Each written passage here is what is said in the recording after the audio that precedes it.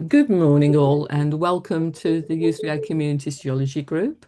Today we have the pleasure of Dr Emma Nicholls from the Oxford University Museum of Natural History coming to talk to us about the dinosaur trackways in Oxfordshire. But what I'd like to just say to start with is we're recording this on the 11th of November, so there will be a little slight gap later on when we pause for a 2-minute silence. And now let me tell you a bit about Emma and her marvellous achievements. She's the collections manager at the Natural History Museum in Oxford, which if you haven't been, you should go. It's a wonderful place. I mean, from a geological perspective, the fossils and the columns of rock are just absolutely fabulous. And she manages the vertebrate paleontology collections, including the access to them, the care, the development and the research, which sounds like a pretty heavy load to me, Emma. Your previous roles have included being Senior Curator at the Horniman Museum and Gardens, Project Curator at the British Museum, working on the Zayed National Museum project, being a Curatorial or Museum Assistant at the Grant Museum of Zoology and the Lapworth Museum of Geology, and your work on exhibitions, outreach and education and collections care have contributed to winning several awards, including the Vice-Chancellor's Award for Outstanding Contribution for the lecture you're about to give us, the Limited Budget Project of the Year Award at the Grant Museum and the Horniman, which sounds a fascinating thing, and obviously museums are always tight for cash, so that's a wonderful thing to know exists, and the Art Fund Museum of the Year in the Horniman as well. And you're also Chair of the Geological Collections Group and a Fellow of the Geological Society of London. You've worked across a variety of vertebrate groups, but your primary research is Mesozoic reptiles and sharks. Is that still correct? Sorry, I was just drinking. Yes, that is, yes. And you were part of the specialist team that excavated the Rutland ichthyosaur, which is thought to be the largest near complete skeleton found in Britain. And you co-led the excavation of the largest dinosaur trackway in the UK in North Oxfordshire, which you're about to tell us about. So on that note, I will hand over to you, Emma. And as we agreed, I will chime in just before 11. Lovely. Thanks, Mary, and thank you so much for that very kind introduction. Let me just share my slides. I will just mute all and then unmute you so that we've got a bit of silence.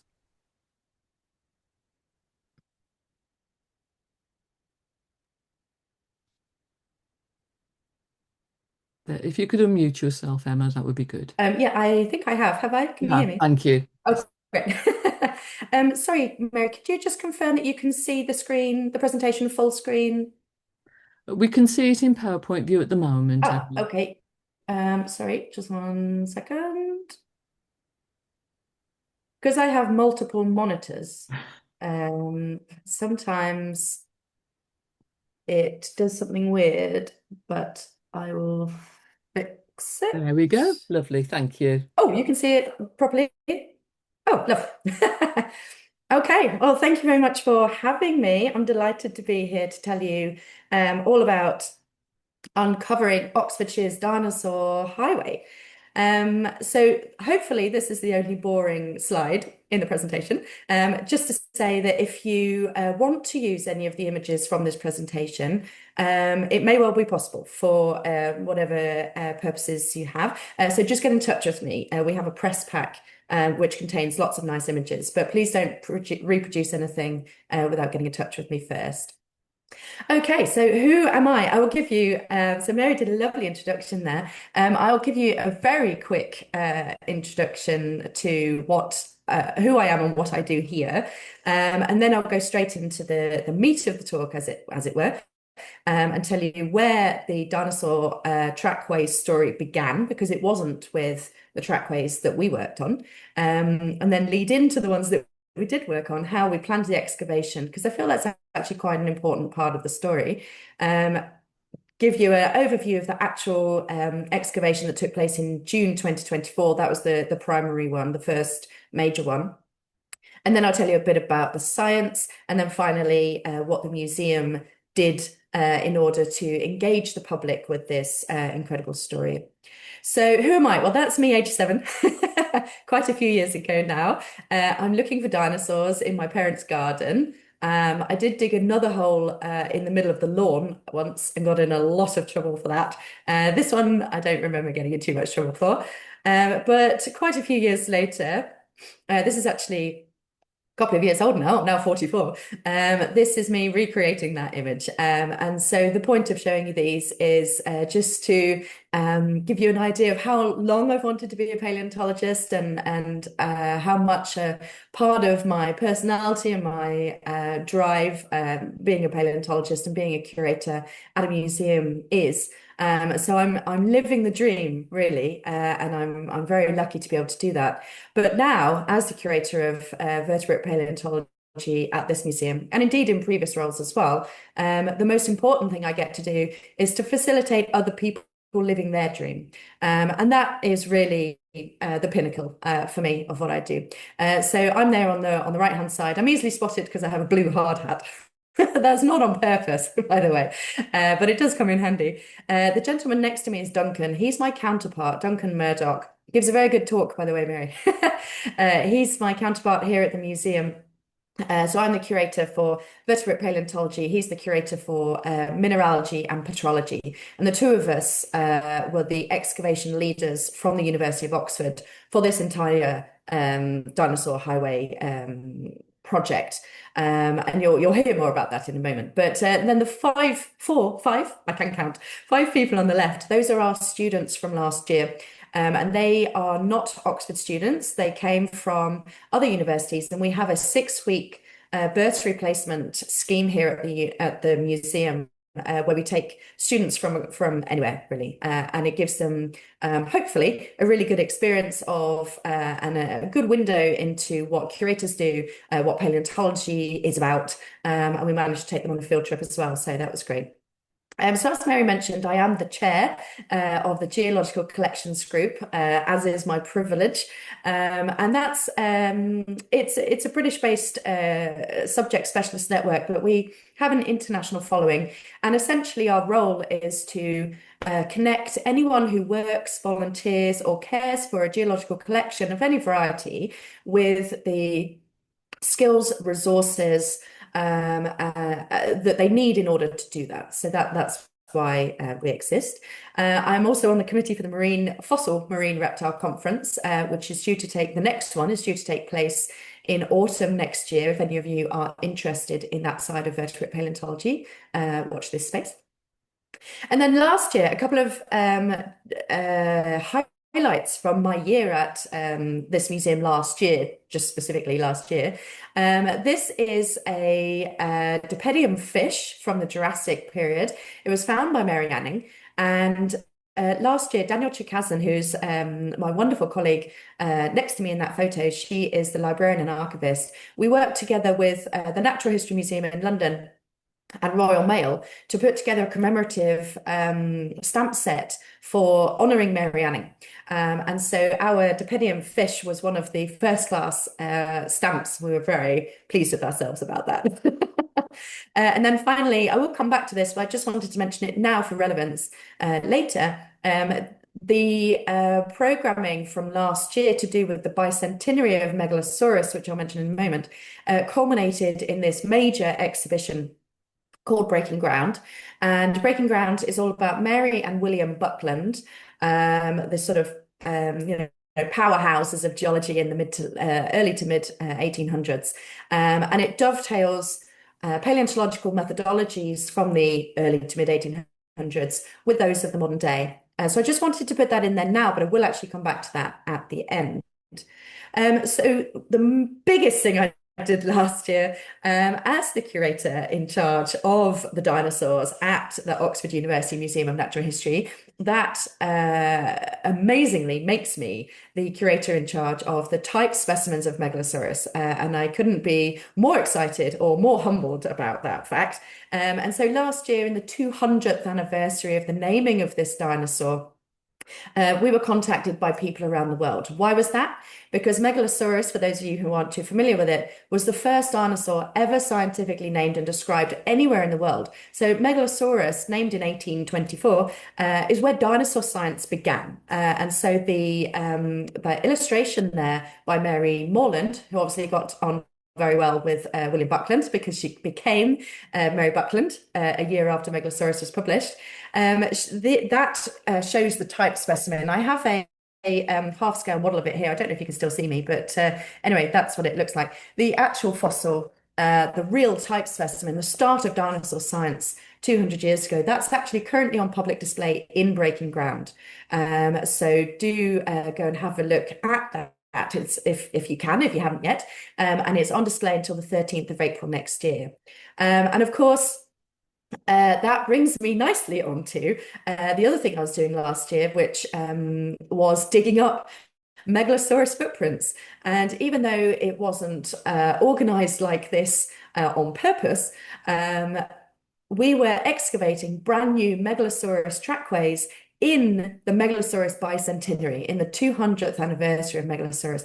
And even though that's coincidence, I still like to tell people that fact because it still gives me goosebumps.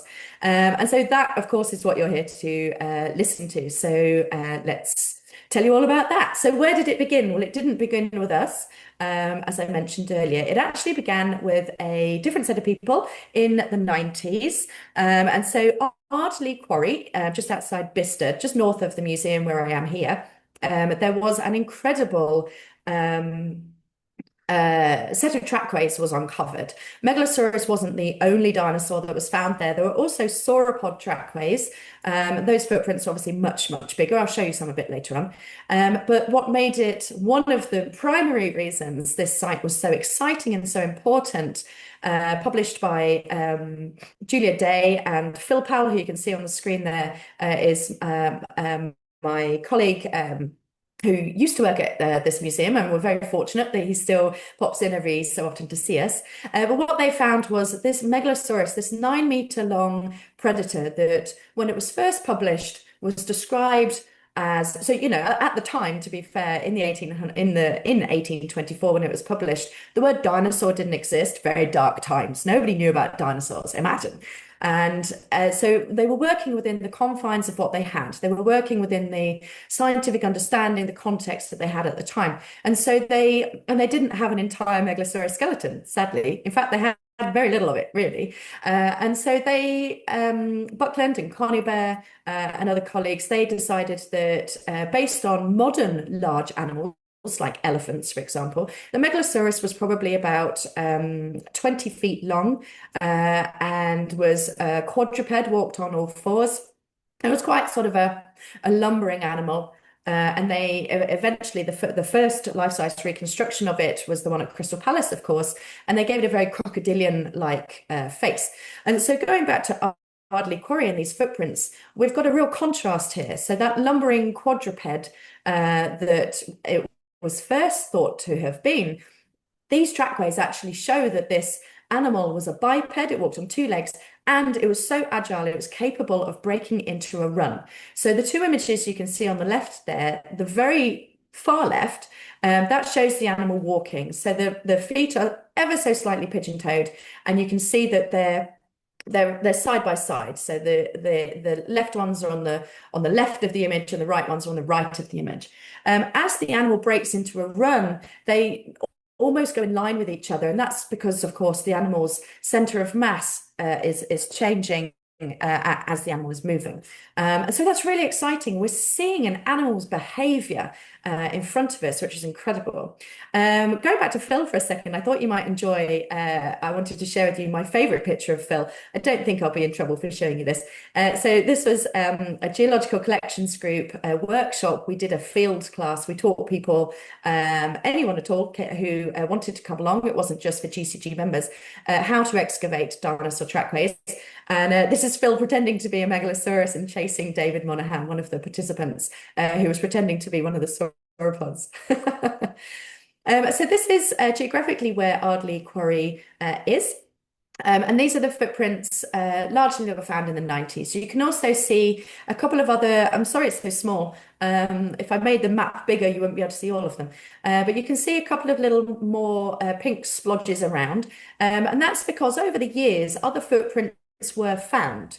but they were just one or two, or the quarry got in touch with us here at the museum. I'm the scientific liaison for the quarry, as the curator of vertebrate paleontology here in Oxfordshire, here at this museum in Oxfordshire. And so, yeah, they would get in touch and say, we think we found some footprints, and my predecessors would go down and have a look. Sometimes they were, sometimes they weren't.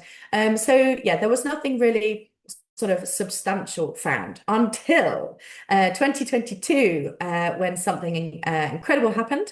So this is the lovely Gary Johnson, who works, well, actually, he's retired now. I don't think it was anything to do with the dinosaur footprints. It was all too much for him.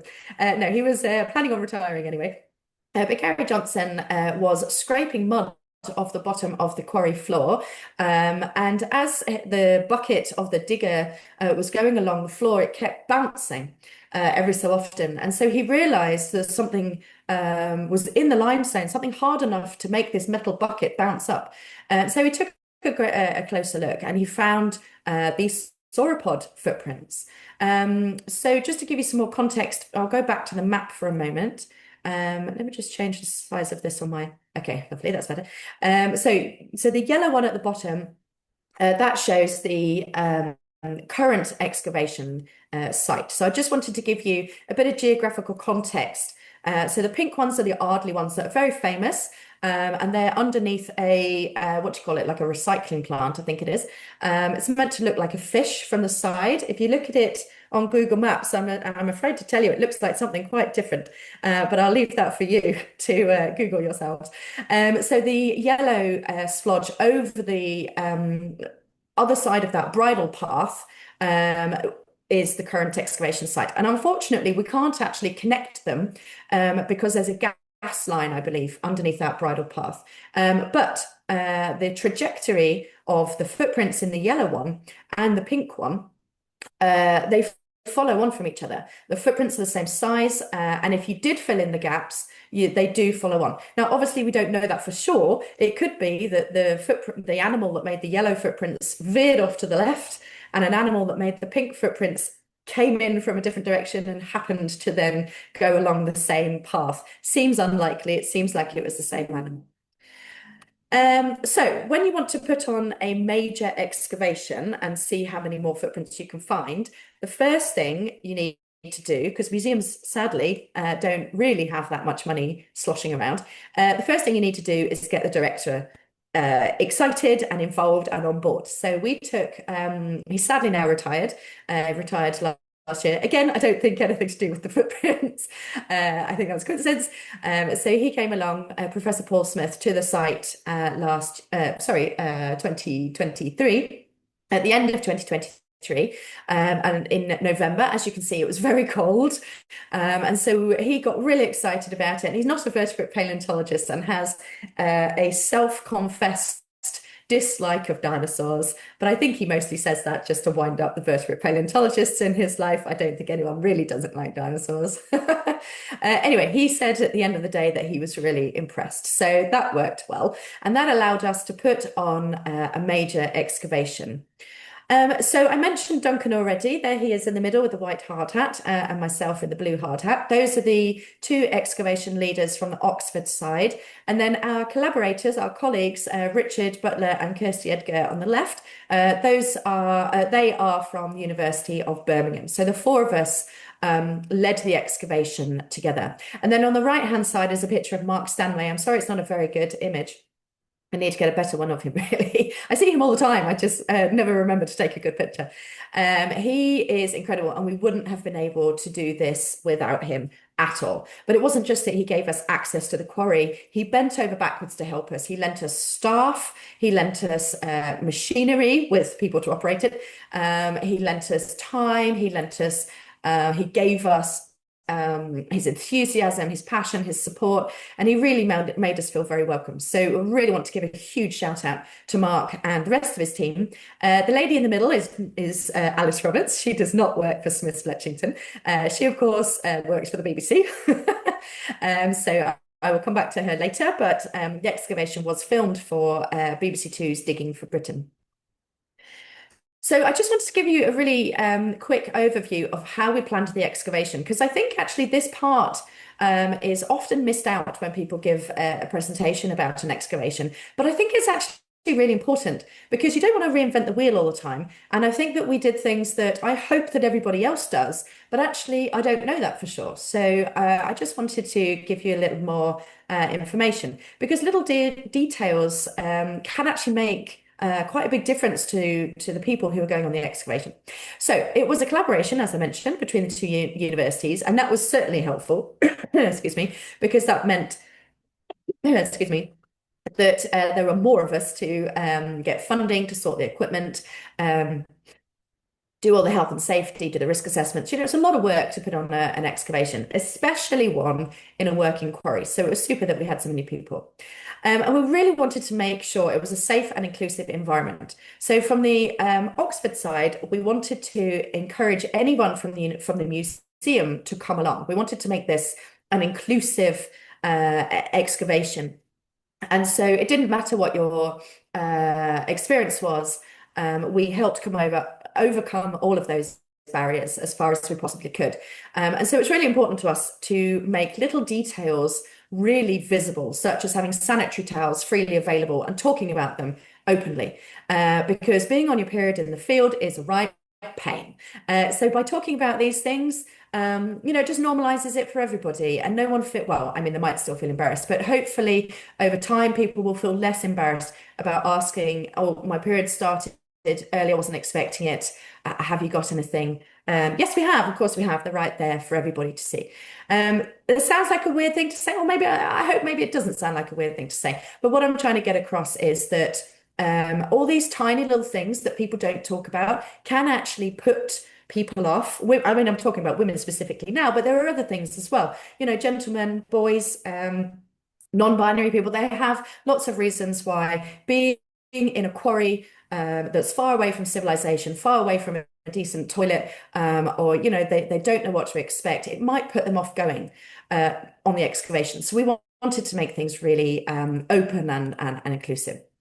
And so we were also, leading on from that, we were also really conscious of trying to use this excavation to help promote women into STEMs. So as a curator here at the museum, and as a woman myself, even in 2025, I cannot tell you how many times each year I get contacted by parents saying that their daughter, normally this happens in primary school, has always wanted to be a paleontologist, and then she started school or she started secondary school and she's been told that science is for boys or dinosaurs is for boys, paleontology is for boys. I don't understand how this happens in 2025, but it does. It happens a lot.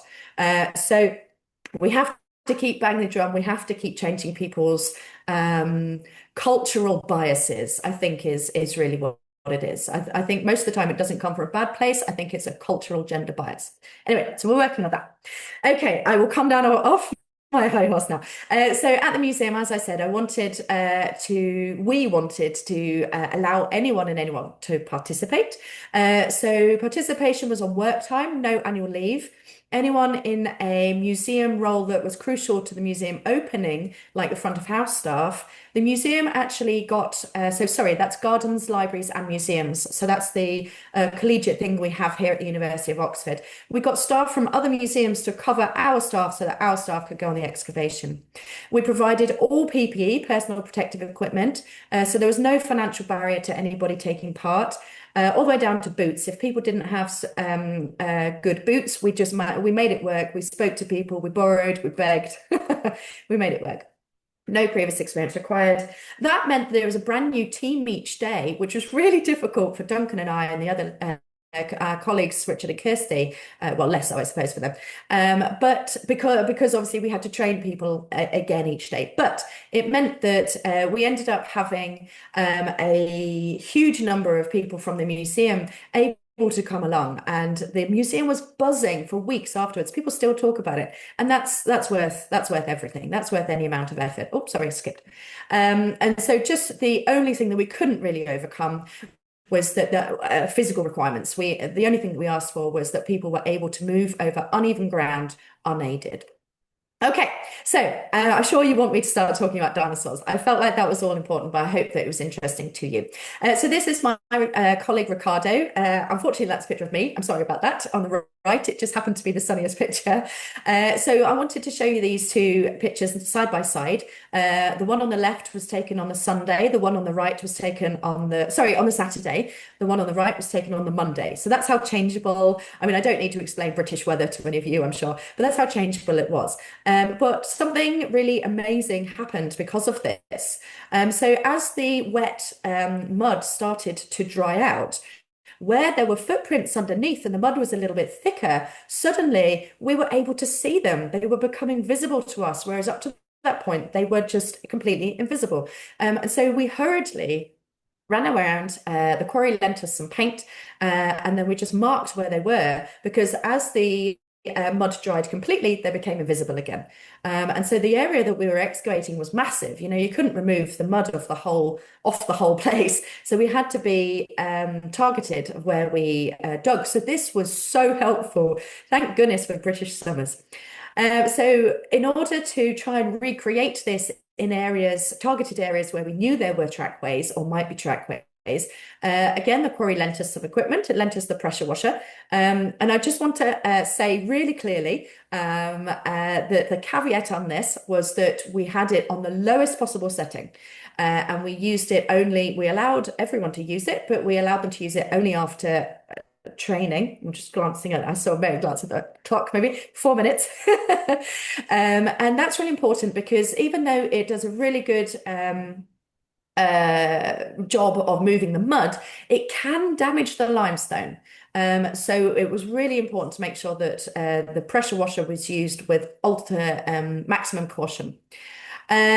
Also, something that we didn't use actually the following year in this year's excavation was ice picks. So someone brought those from previous excavation. I think it was University of Birmingham brought them for a good reason. They used them on a different excavation elsewhere, and it worked well on that excavation. But here it turned out that it was not so useful, and so there was just a little bit of concern about them damaging the limestone. So I put that in just as a point to say, careful what equipment you use. Don't assume that the same equipment that you normally use is going to be good for the next excavation. Each one is different, of course. So yeah, the first thing that we did was break up the surface, trowel out the matrix, putting it in buckets, of course, so that and then taking it over to the bund so that we didn't create trip hazards everywhere. That was really important. And then the last bit, right at the limestone layer, down tools, all metal tools needed to be put down. And so then it was a case of giving the dinosaur footprints a sponge bath to make sure that the fidelity of the morphology, the shape of the footprint was really kept intact. We didn't want any damage to occur. And then finally, of course, you need to document the site.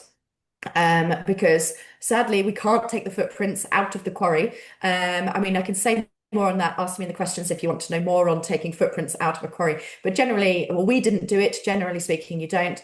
And so it was really important that we marked up all of the footprints before we started digitizing. So I'm just keeping an eye on the clock now. I will stop at, hopefully my clock's the same as yours. I'm on 10:58, Mary. Is that what you've got? Yes. Okay, lovely. All right, I'll carry on for another slide or two. I'll keep an eye. Okay, so how do you document and digitize a quarry? Well, it's quite easy in a way. You just have to be really methodical and don't miss anything. So with photogrammetry, that's important for individual footprints. So photogrammetry, I'm sure you are aware, is where you take lots and lots of photographs on anything. You do it on your phone, in fact. There's free software that does this for you. It's incredible. If you have a smartphone. Not everybody does. My friend Ricardo, who you saw there, he doesn't.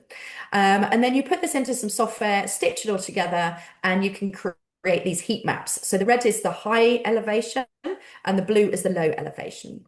And then you also want to document the trackways themselves. So the photogrammetry was for individual footprints. This is for the whole site. And so we used a drone for that. And this is my colleague on the right, Scott, here at the museum. He's actually sweeping the quarry, which sounds like a mad thing to do. But the reason he's doing that is because if you look at the picture on the left, or even the one in the middle, you can see that where he's swept that, you can actually see the trackways. So if we I'm going to pause pause there for there. a couple of minutes, Emma, thank you.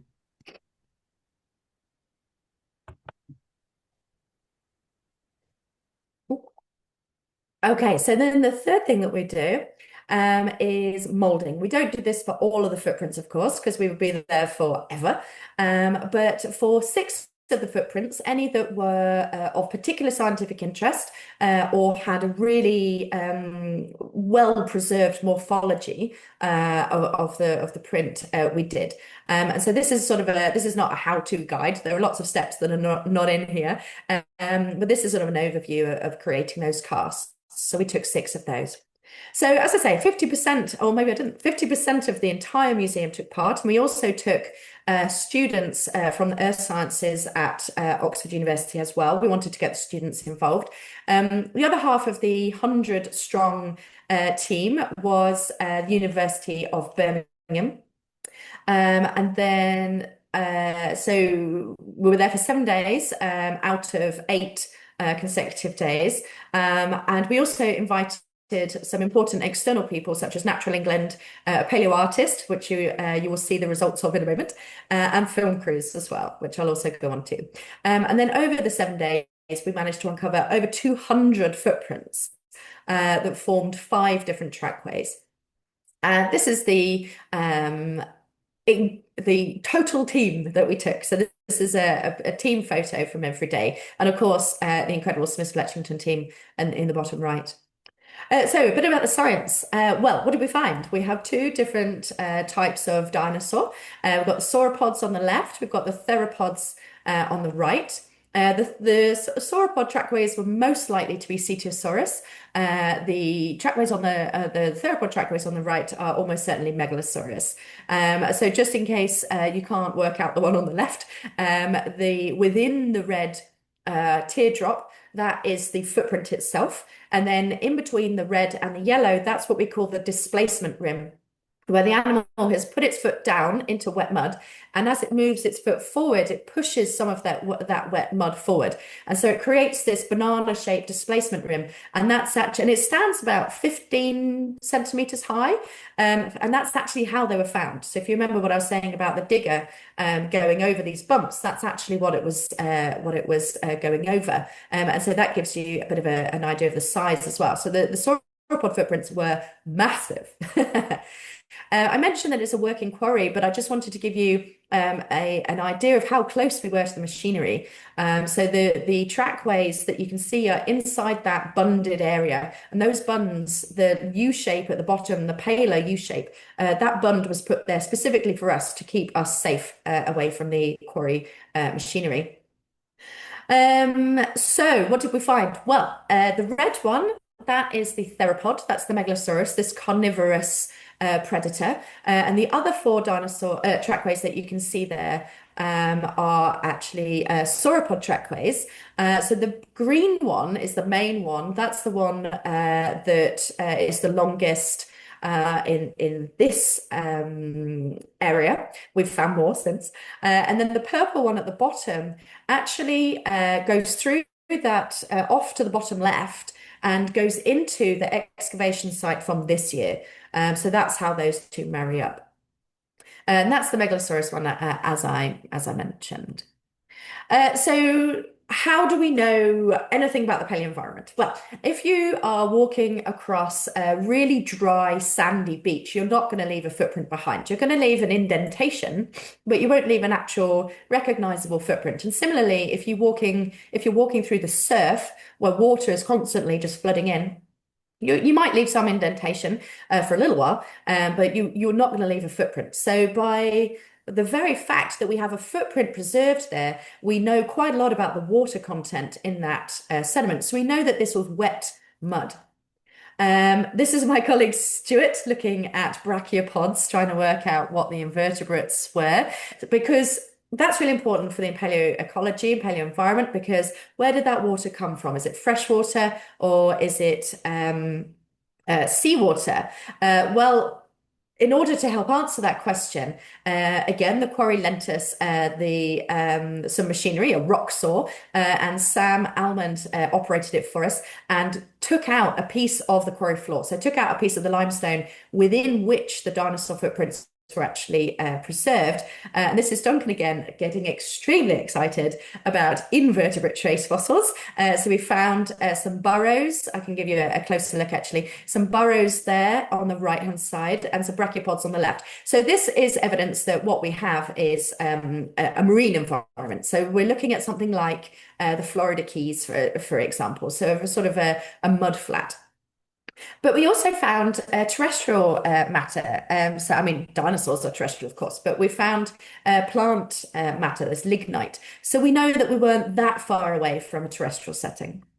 So this is the paleo artist that I mentioned. This is Mark Whitten and Georgia Whitten McLean on the left, also a paleontologist, happens to be married to Mark. And so he created the first reconstruction of the site. I'll give you a better close-up view of that.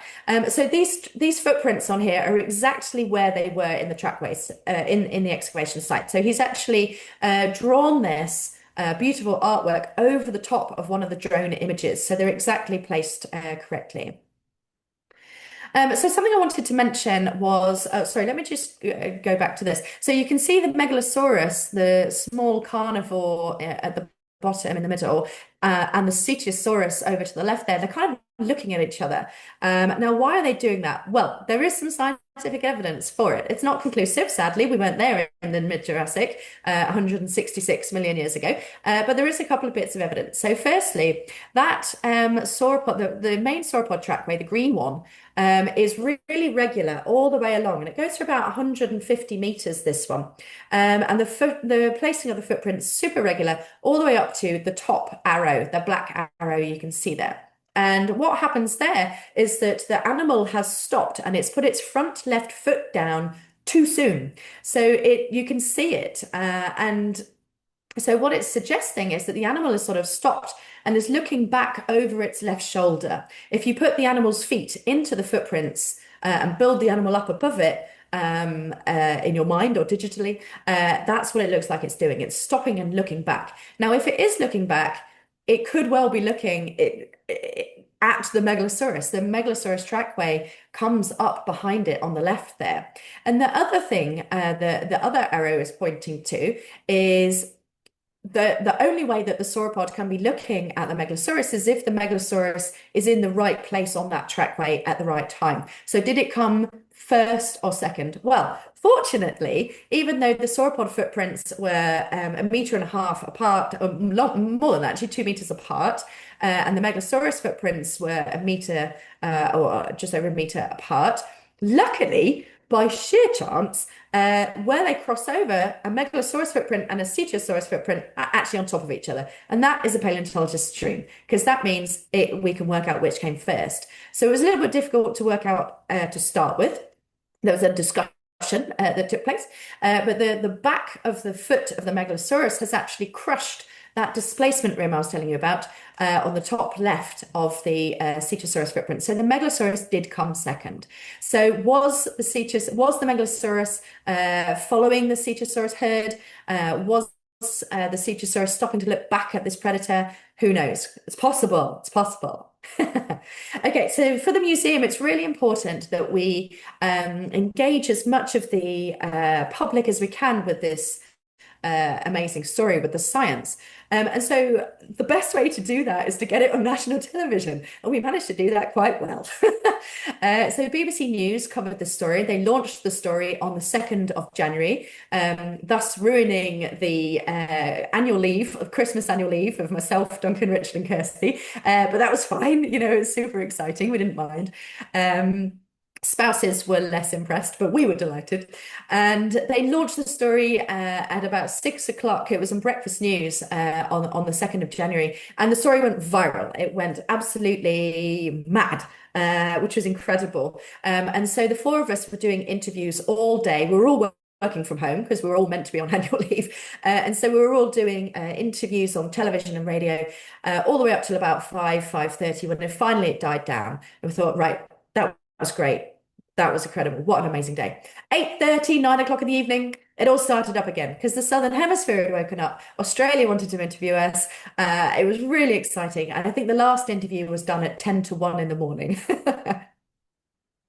The press release helped the story go viral. It was launched by the BBC, but we gave a press release as well, embargoed, of course, until the BBC had launched their exclusive. And it was picked up around the world, and it went it went crazy. Even the UK Parliament was impressed, and they said there was an early day motion. Yes, Mary, I was going to mention, but you were asking me about what's going to happen to the site. Well, yes, this feels important. It said, this house commends researchers from the University of Oxford and Birmingham, notes the continuity of significant paleontological discoveries in the region, recognises diligent work, and wishes the team success and looks forward to further discoveries. So that was pretty exciting. And digging for Britain. So for those of you who are fed up with telling people the difference between archaeology and paleontology, I'm really sorry. This is the second time I have helped to muddy the waters by getting a paleontology story onto the archaeological programme, Digging for Britain. The first one being the Rutland ichthyosaur, of course. I have another talk on that if you ever want another slot filled sometime. But yeah, it was great to work with Alice again, and this time on the dinosaur footprints. It was wonderful. In fact, it was the same camera guy as well, so that was really nice for me personally. So then the museum, once the story had launched, the museum then wanted to get people into the museum to talk to us, to engage people locally. So that was the global, what I've just described there. That was the global engagement, but we wanted to get local people or anybody who wanted to travel to Oxford interested in as well. So we held a couple of events. This was the Meet the Experts. So the Jurassic Highway, and Luke and Kirsty came down from Birmingham, which was really lovely. So that was great. And then we also had a mega late. So the museum holds 2 lates every year. Do come along to one if you've not been to one, or even if you have. They're really wonderful. The whole museum gets involved. And this one was called the Mega Late, of course, of Megalosaurus. And so I did a bit of a spiel. You can see me talking there. And what was great about this was that of the people that we got to fill in evaluation forms, 85% of them said that they didn't know the museum conducted scientific research until the Dinosaur Highway story. Now, that feels a bit incredible to me because I know how hard the team works here in trying to engage people with the science that we do. But the reason I put that in is just to make the point that that's the difference if you get something the BBC involved, or you get something in the press, that's the difference that it can make, and it really makes it really engages so many more people with the museum and the science that we're doing. So breaking ground, I mentioned at the beginning. I'm coming to the end now, by the way. Breaking ground at the beginning, the exhibition that I mentioned was, as I said, dovetailing the science from the early to mid 1800s with that of modern science. And so once the story had launched, we actually did a refresh of one of the cases, so that we had the 1824 description story of Megalosaurus, the first scientifically described dinosaur anywhere in the world, and then the 2024, the exactly 200 years later, excavation of Megalosaurus footprints. And that felt like a really nice way to bring that story together. And we won an award. Yay! This is another award. Which is very exciting. This is the this is the one you mentioned. Sorry, Mary. This is the Vice Chancellor's Award. We were delighted about that. But we also won another award subsequently, which was the British Society for the History of Science. The exhibition itself won an award. This is for research engagement. Yeah, the Megalosaurus was the first dinosaur ever named and described, as I mentioned. And 200 years later, here at the museum, and along with our external collaborators in Birmingham, we're winning awards in its name, and we're still doing active research and science. So huge thanks to all of those collaborators and funders. Massive thanks, mostly, of course, to you for inviting me to give this talk. I hope you've enjoyed it. And let me know if you have any questions. Lovely. Thank you, Emma. That was fascinating. Would you mind sort of closing down your screen so we can see Absolutely. you? Yeah, no There you go. Right. problem. There we go. Right. So let's see what questions we have. Any questions? Raise your hands as usual, please, or pop them in chat and I'll pick them up from there. Okay, right. Okay, so one of the questions is how do you tease out the outline by eye? What discriminates the filler in the imprint and the edge of the original imprint? Does the density or hardness change between the original material, the compressed material, and the filler material? Oh my goodness, such good questions. So curators talk a lot, so I'll try and be really succinct in my answer. Start going like this, Mary, if I'm talking too much. Okay, so in 2024, the infill was the original Jurassic mud. The infill was soft, and that was much easier to excavate when the mud was soft, when it was wet, sorry. As the sun came out and hardened it all, it became much more difficult. But excuse me. Oh, excuse me, I'm so sorry. But you could re-wet that mud. So quite often we would wet the mud, go to lunch, come back, and it would soaked in. So that's 2024. This year, oh my word, it was so much more difficult. And that's because the mud had actually, it was on more of a slope, and the mud had actually, the original Jurassic mud had actually already washed out.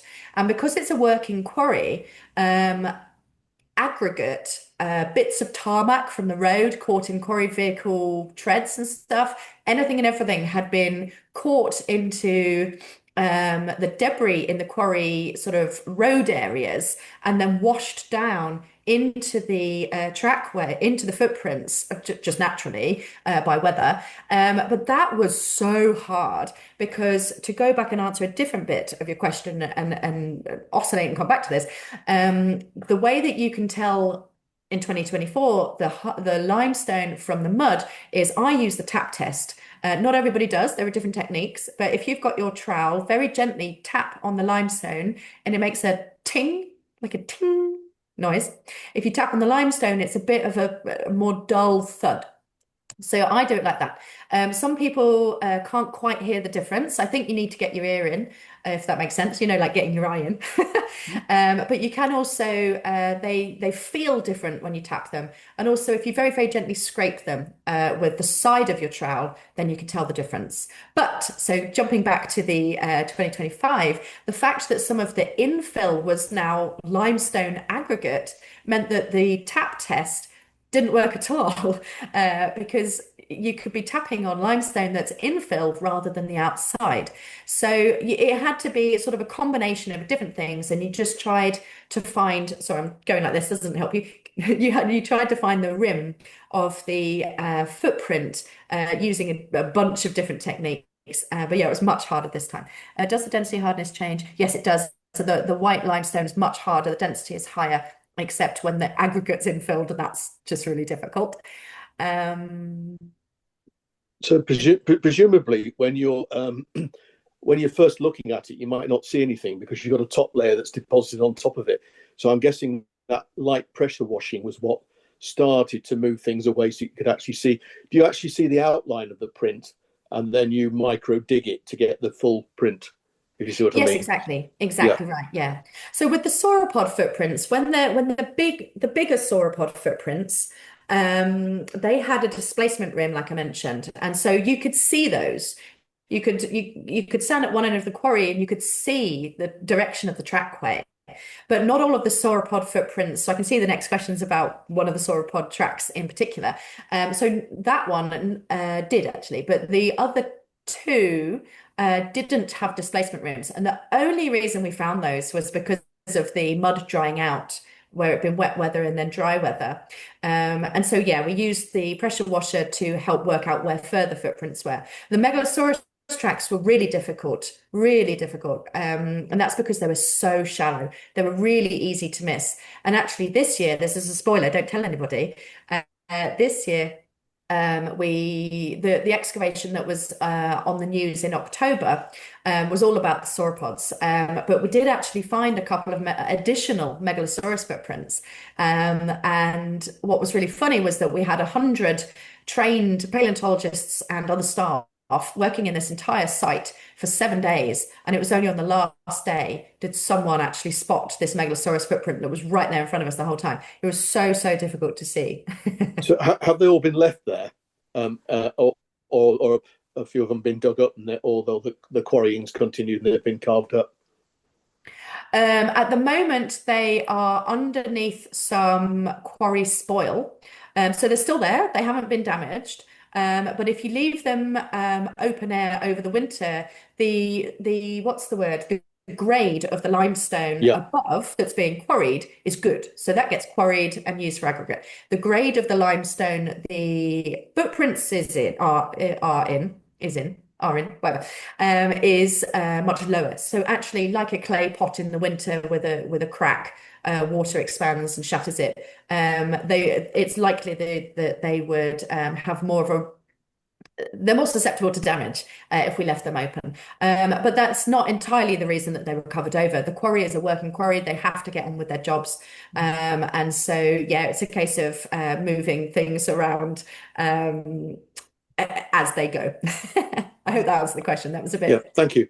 yeah, no problem. I was going to say, can we just pop to Jeff as he's got his hand up, and then we'll go back to the chat. Yeah, thank you. Fascinating talk, Emma. Yeah. So you're claiming you have the longest trackway in the world. No, Ah, BBC. Yeah, I don't know how confused things have uh, got. Sorry, would you like to finish well, the no, it's just question or? I just wondered how much longer it was than the other one, and how competitive you pay them to actually are.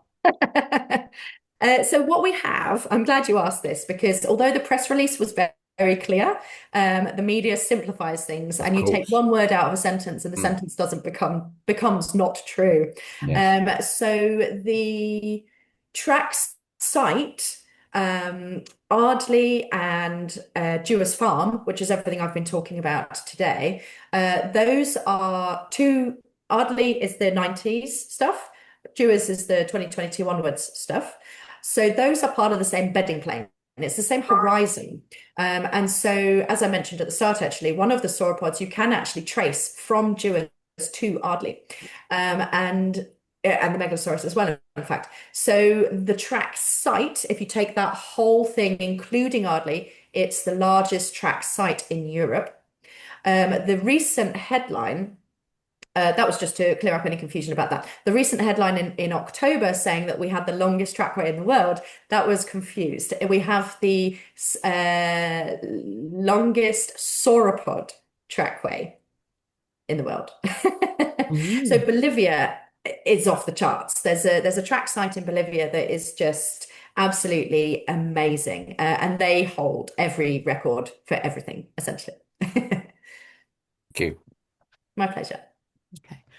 So Paul has also asked, I know phones record location, but is there some good mapping software for phones that will automatically record Alt AZ, tilt, dip, orientation, and viewing angle of rock samples, etc.? Gosh, that's a good question. Not that I know of. If does anybody else know the answer to that question? If there is, I'd love to know the answer. If I find anything, I will let you know. Yeah, do, thanks. Not Is that I know of is my answer. Yeah. It just strikes me as the sort of thing that phones should be able to do, but I'm not Yeah. aware of any Mm, software to do it. yeah. Yeah. Because when you're taking a photograph, even of a quarry face, there's tilt on that, there's orientation, there's orientation of Yeah. the camera, and the phone knows all that, but Mm, there doesn't seem to be any way to tag the photo, and it's hard enough trying to mark them up in the field as well with a mm, Yeah. finger. But then the problem is when you come home, or if you've brought a sample and you're trying to translocate that back onto, a geology map to show the orientation and where you picked it up, etc. That's actually not that easy, and yet it strikes Mm. me. I just thought, if you work in the field, you might have been aware of something because I haven't come across anything yet that seems to do the job. Yeah, I completely agree. It should be possible, right? But no, I've not come across anything else, sadly. Maybe we need some kind of crowdfunder and do our own. mm. There's a good idea. Yeah. Keith, what's your question? Oh, sorry, Mary, what did you say? Now, saying Keith has his hand up. I was Ah, just wondering what his question was, but maybe he's not there at the moment. If he is, he's on mute. Okay, let's move on to Mary next. What happens to the quarry now? Oh, so sorry. Sorry, Keith, go on. All right, yeah, sorry. Well, thanks very much for the talk, Emma. It was pleasure. fantastic. Oh, yeah, I was lucky to actually visit Dewars Farm in August this year with Amazing. the local geological society, and it's truly inspiring to, particularly to people who've got no background in geoscience at all. It was wonderful to watch. What really struck me was, funnily enough, our daughter, when she took her career break, she ended up in Bolivia, Ah, and no yeah, way. yeah, and those tracks are conveniently within the Andes. They're on a cliff at about 25 Yeah, degrees, so you can just photograph them. Yeah, yeah. but anyway, and I know how that really struck her, and also how well the Bolivians have turned the site into a great place for Mm, anybody who's interested in earth science to go. Mm. Um, I dug around, and one of the other members of our society dug around to try and find out whether it was going to be filled with landfill or not. Because when we were there, I think it was Mark said that they already had planning permission, and it was, and we contacted the Oxfordshire County Planning Department, and we basically got the reply that it was basically a done deal. So we wanted to see if, I mean, given all the publicity you've had and the fantastic sort of academic publications and what have you, that have come out of all that, and the profile you've got, is there a strategy to try and challenge filling it in with landfill? Because I mean, that location is going to be a real transport hub in the future with the Oxford Cambridge link as well. mm, It would be a fantastic location um, for outreach to, as you were saying, reach children who really get turned on by dinosaurs. Is the best way for them to get excited about science, just as you were sitting in your garden. Um, and it would be remote from London, so they wouldn't have to go to a big city. Um, and yeah, I mean, do you know if is there any Nature England attempt to make it an SSI or anything like that? I mean, have there been any moves at all? So it is a triple SI, yeah. So what I can tell you at the moment is that there are conversations taking place, and that all the right people that need to be involved in those conversations are involved. And I can't really say too much about it because it's not my Hmm. place. And there are, things that are involved that I can't really talk about. But I want to reassure you. I think it's okay to reassure you that the conversations are being had. So it's not a closed door. Is what I'm, Okay, because yeah. that's quite interesting because Mm. the, That's my the impression. yeah, okay, well the contacts we made with the Oxfordshire County Council planning people was Mm, pretty much that it's the planning's been approved and what have you. So mm, I've got a number of friends on the committee of the GELSOC, mm. trustees on the Etches Great. Foundation. Mm, Yeah. So we've yeah. been, digging around, but we didn't. Good. The thing was, we wanted to know what the story was so far, Mm. and whether any of our initiatives would just complicate things. If you're really confident that it's going to have a real imprint. It's difficult for me to really answer, unfortunately, Keith. I'm really sorry. I'm not trying to No, be I understand. enigmatic. Don't worry, I've Um, dealt with these people before, so don't worry, I know what it's like. Yeah, yeah. I do know that there are conversations being had, and I do know that more information is going to be forthcoming in the next few weeks. Oh, good. Okay. But yeah, I can't really say much No, more. that's, I'm so no, sorry. no, that's enough. I can tell them to stand down and Mhm. just listen. Sorry, while I'm just thinking back to the question I was asked before about the I think Jeff asked the question about trackways. I think I said something that wasn't quite right. I can't remember what I said. So just to reiterate correctly, the sauropod trackway is the longest exposed sauropod trackway in Europe.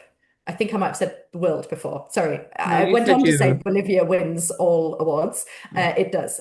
So we have or Oxfordshire has the longest sauropod trackway in Europe. Apologies if I said it wrong the first time. No, you said it right first time, don't worry. Oh, good. Sorry. And Janet asked the question, why did the material at the time the footprint was made remain or turn hard to make a shape that returned ready to be filled instead of flattening? Super question. And the outcome of the perfect storm of variables to get that to happen is that we have dinosaur trackways, and it's so rare that you get the odd footprint here and there, especially around the coast. But to get these long trackways preserved like that is incredible.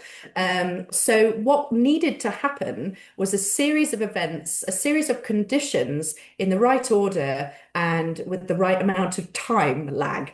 So if you're walking along wet substrate, wet mud, it has to be just the right amount of wet for you to leave a footprint in the first place. I made the comparison earlier between very dry sand and walking in the surf. You're not going to leave a footprint in either of those scenarios. You need to be somewhere in the middle, the Goldilocks of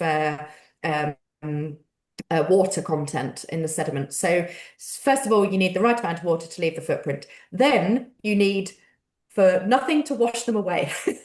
So you want the footprint to stay exposed long enough for it to harden a little bit, just a little bit, and is enough. I mean, as much as possible would be great, but just a little bit is enough. So you need a bit of sunshine in this case. And then you need something to come in over the top to sufficiently infill and bury them without washing them away, which is why you need them to harden up a little bit. So you need some kind of infill. A storm event would do it, or a flood, or a river channel overflow. Well, I guess that's a flood, isn't it? Something like that. But caveat to that is that you also need the infill to be a different sediment. Because if you have footprints in limestone and then that becomes limestone, and then you have something that washes in that also then becomes limestone. Limestone on limestone does not give you a very clear, that's really hard to find the footprint. So what you want is, for example, the footprint to be preserved in what would become limestone, and then mud filling it in at the end. Yeah, so you need a perfect storm of things to happen. Mhm. Right, and the next one's a good one. Can the mass of the sauropod, or I'd say or theropod, be estimated from the trackway? Um, yes. Mass. Yes, but you'd need more information. Hmm. So if you had a trackway of an animal, which happens all the time, that you didn't know what the animal was, like you couldn't identify the trackway, and that happens, right? There's no way of working out what the mass of that animal would be because you don't know what it looks like. But with a sauropod or a theropod, so Megalosaurus, for example, is my trusty Megalosaurus I keep handy lying around. We have enough of the skeleton, more the sauropod than more the Cetosaurus than Megalosaurus, really. But we have enough of the animals to be able to reconstruct the skeleton.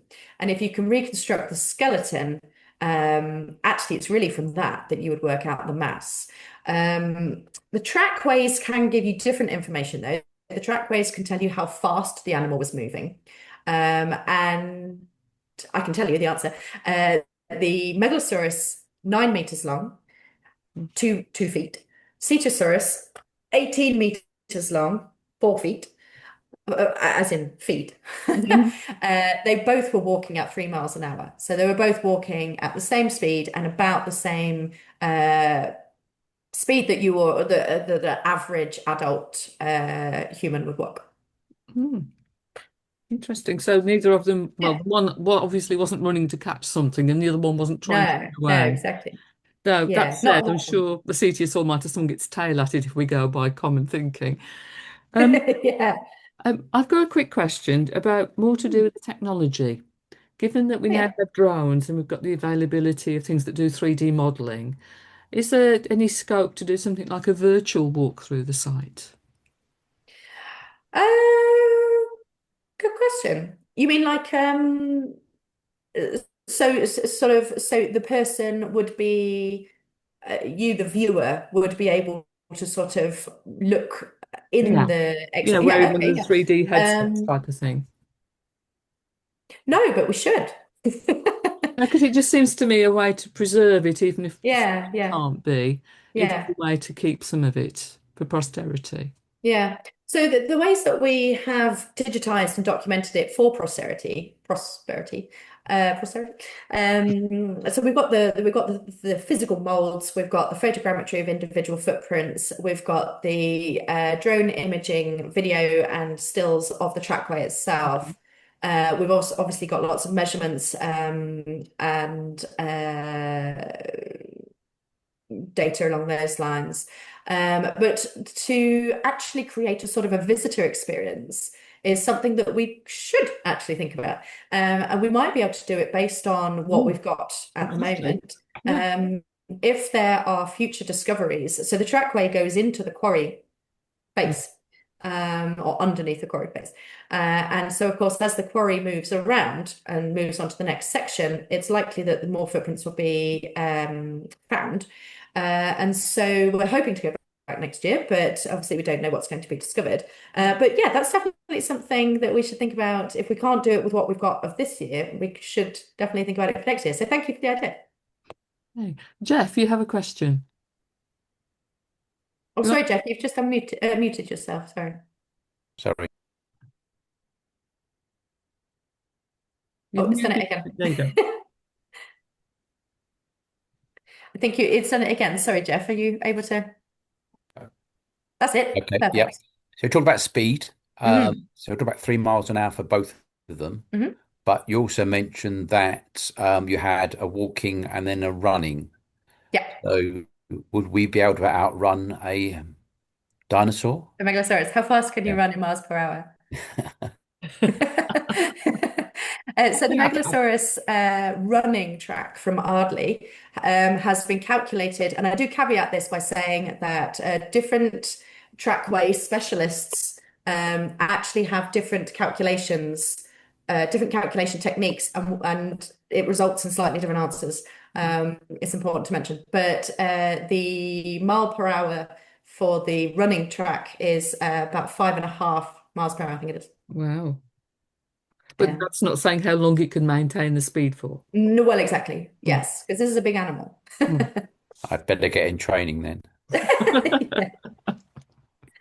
I think if you went and hid under the Cetosaurus, you might have a chance, but you might get trodden on. Thank you. Right, and then Paul has said he assumes all of these are at least 66 million years ago, pre the KT event. Yes, 100 and yeah, they are coincidentally they're 168 to Mm. 166. They're Bathonian in age, Oh, million years, yeah. So Middle Jurassic, yeah, I way knew that. before the KT event. In fact, pretty much 100 million years to the day before Wow. the KT event. When you saying that to the day, I was amused by I was reading one thing about the KT event. And they were saying that they actually think it might have happened in June because of some of the things they found, which I thought was quite incredible. Wow, yeah, cool. You think somebody's joking here, but no, the evidence was there that supported Yeah, it. So great. I thought that's quite amazing. Yeah, that's incredible. So let's have a look. Is there anything else that has come through? Does anyone else have any questions for Emma? And I must say, I mean, I've been to see the exhibition on the megalosaur, and I actually Oh, thought good. it was a privilege to be near that specimen Oh. and to actually, be close to things that Mary Anning found. Not because my name's Mary, but there was a coincidence there. But it's just going back to the very beginning, and you were saying earlier about women in science and so on. I mean, I know she wasn't a scientist per se, especially at the beginning, but she did become quite an accomplished preparator and so on. Absolutely. Yeah. And the things she found were wonderful. Yeah. So her and Yeah. Buckland together, maybe they were the founders of paleontology. Yeah. Yeah. Yeah, it is a privilege to be near that specimen. Sometimes, so it's on display at the moment, as you know, as you've seen it. But normally it's in a box, and up to it going on display, I would have it on my collections tour, and I would explain to people what a type specimen is. I'd explain to people about Megalosaurus and dinosaurs and the history of dinosaurs. Also, a talk I give actually, if you ever want to know about the history of dinosaurs, I'm sure you know all about it. And then I sort of take the lid off the box. I always feel like there should be like a choir of angels and a golden aura when I take the lid off this box. It's on display at the moment, so I have to be about 50 meters away from it at all times, which is sad. Well, when I'm at my desk, I'm. Right, Joe, you have a question. More just a sharing, really. Way back in 1980s or 90s, I was on a field trip to look at sand dunes somewhere. We were near Corfe Castle, and someone just said, "Have you come to see the dinosaur footprints?" And we went, no. And there's a quarry just nearby, and they said, "Come and look." And there were dinosaurs. They just uncovered them there. No way. And we just went there with the students, and they said, "Look what we found." And there'd been a few days, and it was just an amazing experience. And I just remembered that and we took some photos, and they said, "No, well, we have to dig them up because we're building this, we're building a new estate down the road or something." But it was just seeing them, and I don't know what they were or anything now, because I was looking at sand dunes for plants, but it was lovely just to see that had happened, I suppose, just during that week. And then we all had to get back on the coach because he said, "I've got to go now because we won't get where we're going in time," or whatever. But yeah, that was absolutely lovely. So that's just brought wonderful. that memory back. Thank you very much. Oh, that's really lovely. Thank you for sharing.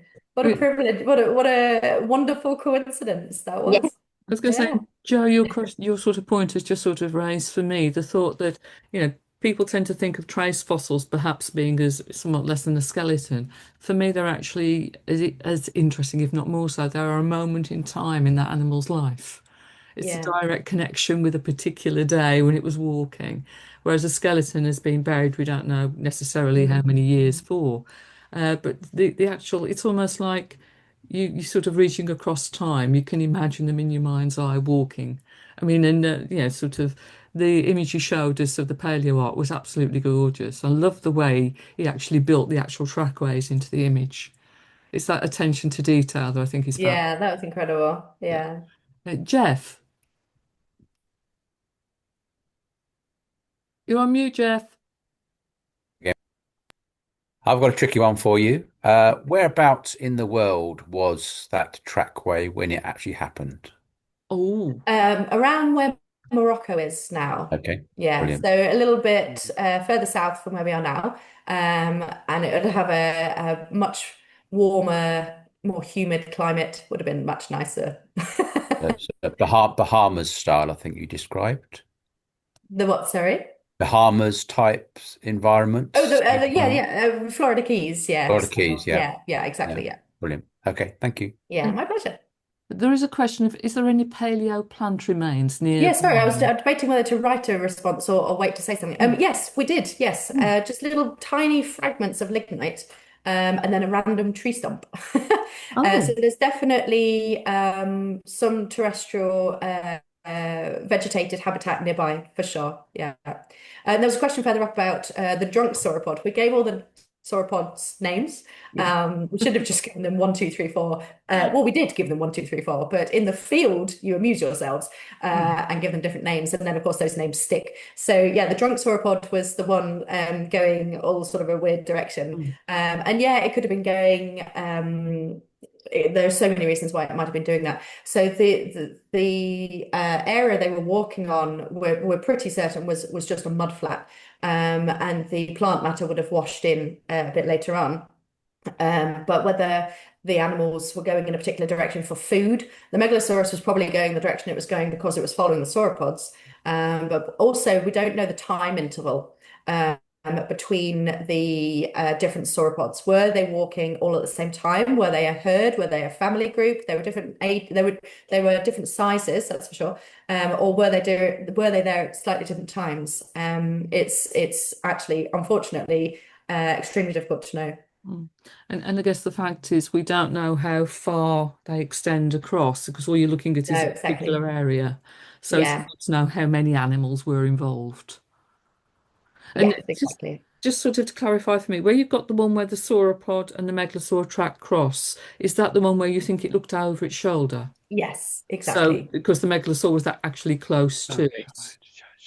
Yes, exactly. Yeah, yeah. Okay. I mean, that's fascinating in itself, isn't it? You've Oh, really absolutely. got, Yeah. And it makes for a prey great, predator. Yeah. yeah, it makes for a great engagement story when you're telling people about the trackways. Yeah. So I have to say, thinking of a ceratosaur that big as being prey, I find quite difficult. But there you go. Yeah, I mean, there's no evidence that the Megalosaurus actually tried to attack it. And the one that that main one, so the one that crossed over, that's actually the largest sauropod Ah. trackway. So whether I can't imagine the Megalosaurus was trying to go for that individual specifically, but there are smaller sauropod footprints either side. So yeah. So what were the other species then, the smaller ones? Were they the same species or different? Well, yeah, good question. That's $1 million question in a way. So there are definitely different size footprints of the sauropods. Now that means either they were different ages of the same animal, Cetusaurus, or it could be that they were different taxa, different species. There's no known other sauropod species of the right age in the right area. But obviously we don't have all dinosaur fossils. Cetusaurus is another sauropod found nearby. But yeah, Cetusaurus is the only one that fits the bill, that ticks all the boxes. So was it, and there is evidence elsewhere in the world of sauropods walking together in herds. So is that what we're looking at here? And also another question would be, even if they were walking in a herd, is it a monospecific herd, or is it, is there some symbiosis going on? Well, yeah, All good questions. yeah, if you think about sort of Africa and the plains there, you have a mix of herbivores together. So Yes, why exactly. wouldn't you, Exactly. naturally hear of different sizes? Yes, yeah, Because to a exactly. degree Yeah, they would graze on different things, wouldn't they? So yeah. no, that's fascinating. Keith, Hi, yeah. Can you hear me? yes? Yes, we can, Yeah. yes. Okay. Yeah. No, it's just following up from the previous question was, I mean, people say the Bahamas a lot, but if you've got lignite, even with the sediment, you're probably attached to a landmass. And if you Yes, look at the absolutely. paleo reconstructions, you're on the northwestern flank of the London Brabant High, effectively. So it's more like the current Middle East, Oman, Dubai, that kind of thing, where you see exactly the same paleo environments Right. attached to a landmass. Whereas the Bahamas are completely different because they're individual units surrounded by deeper water, so you get a completely different carbonate thing. So it's just to sort of add that, really. It's really Okay. insightful. Thank you, Keith. And then we've got John from the Wirral saying he thinks there's a trackway that was on the Isle of Skye as well. Yes, there was. Yes, yeah. I think my friend worked on that actually. Elsa. Yeah. Amazing. I think probably the trace fossils tell us more potentially about animals' behaviour than finding the bones can. Yes, I think so too. Yeah, I feel like you're directly observing the behavior of an animal, which is just something you don't get from fossil bones. I think trackways are amazing. Are fossil trackways found more frequently than the bones? Trace fossils more Um, frequent? it's hard to sort of compare the two. It's a bit apples and oranges. I don't know how to compare them really. So if you're talking about if you're talking about fossils in general, no, fossils are way more common. If you're talking about dinosaur fossils versus trackways, I suppose it depends. You could do it geographically, in which case In some areas, you'll find trace fossils, trackways, and you won't find body fossils. In other places, it'd be the other way around. But how you would quantify each one in order to be able to compare them, I'm not sure. So I think footprints are not uncommon in Britain, but trackways, like the whole long trackway, that is uncommon. Yeah. I'm so sorry. I'm actually going to have to go to a meeting fairly No, shortly. I'm very Is sorry there to keep you, Emma. It's no, just not at all. I'm loving answering your questions. I just wanted to. Is there a last question before? I didn't want to just suddenly disappear. Of course not. All I would like to say is I will unmute people so that we can give you a round of applause, please. So I just need to get to people where I can unmute them. Thank you very much. And thank you so much for Thank having you. me. Thank you very much, Emma. Much Thank you very much. appreciated. My Very, pleasure. very interesting. Thank you. Thank Oh, you. my pleasure. Thanks. Hope the meeting goes well. Take care now. Thank you. It's nice to meet you all. Take care. You Very too. interesting. Thank you. Thank you. Bye. Bye-bye.